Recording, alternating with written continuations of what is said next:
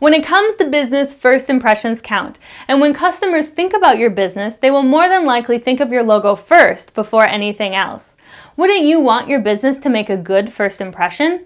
In this video, I'm going to share with you 8 questions to ask yourself about your logo's design and how you can use these questions to create your logo.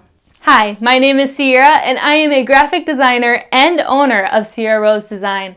Logos are one of my passions, and over the years I have created over 350 logo design concepts. What I love most about logos is their ability to grab someone's attention in just a matter of seconds. They are a recognizable image of a company, and in a lot of ways they are the essence of your brand as well. Logos are an important part of business, and having a professionally designed logo can establish trust with your potential customers, make you look more professional, differentiates you from your competition, conveys your business's personality, can become the connection between all of your marketing materials, and more. When designing logos, I make sure that each logo is created showcasing that business's personality and essence. There are a series of questions I ask my clients about their company, brand, and possible logo ideas to better understand their business and what they do. Here are 8 questions to ask yourself about your future logo's design. Question 1 is, what kind of message do I want my logo to convey? What is it that you want your business to be known for? Your logo should reflect what you do as a company. What do you want people to think when they see your logo? Question 2 is, what should my logo symbolize? Are there any symbols or icons that identify the industry you are in?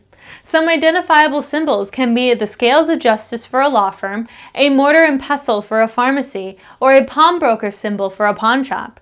But just because these are identifiable symbols for your industry doesn't mean you need to use them.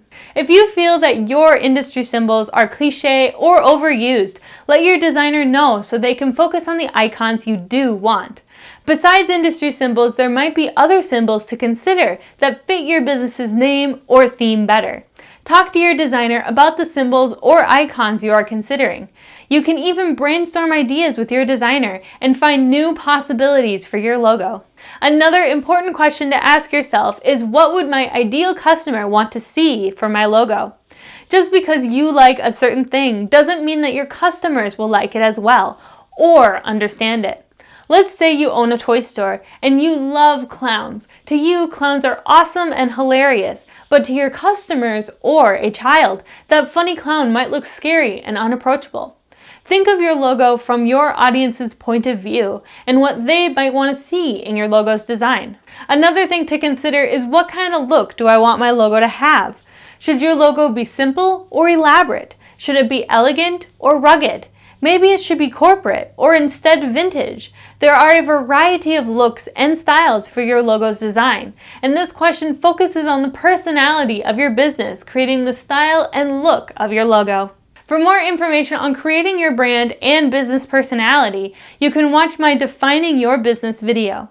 You can find a link to that video in the description. Color plays an important role in design. If you have an idea of what colors you want used for your logo, let your designer know. If you don't have a color preference, you can let them know if there are certain colors you want to avoid for your logo and brand. Probably one of my favorite questions to ask my clients is, what are 3 logos you like and 3 logos you dislike? Find examples of logos you like and dislike. They don't need to be in your industry, just logos or symbols you find. Explain why you like them or what you don't like about them. It could be the colors or maybe the style or font combinations used. With the logo examples you give me, I am able to visually conceptualize your logo ideas better and use that information to inspire and guide me through my design process, creating logo concepts based on your vision. Where will I use this logo is another question to consider. Where will the logo be used? Will it be used mainly online or on printed promotional materials? For most purposes, a multicolored logo will work just fine, but maybe you will need your logo printed on t-shirts in just one color. In that case, your designer can recreate your logo in just one color, like maybe orange for printing, or change the orientation for other layouts or uses where your primary logo won't fit. Let's say you own a leatherworking company and you want your logo to be used as a stamp. Stamping your logo on your products is a great way to promote brand recognition, but you need to consider how many logo details will show up when stamped. An elaborately designed logo might not be the best route for the design, and your designer will need to take that into consideration to accommodate your needs better. Last but certainly not least is, am I willing to commit to this logo for my company? You are building a reputation and a brand with your business, and your logo should remain a constant symbol for you. Professionally designed logos have a lifespan of 10 to 15 plus years, and you need to be sure you are willing to commit to that logo for a long period of time. Yes, company redesigns is something you can do down the road, but a logo shouldn't be changed drastically every 2 years, but instead used to create recognition for your business. Logos are an amazing and versatile tool for businesses, and these questions are a great place to start your logo design process. Once you have your professionally designed logo, you can start using it to represent your company, establishing your connection with your ideal customers. Logos are an amazing asset, and it will continue to represent you and your company for many years to come.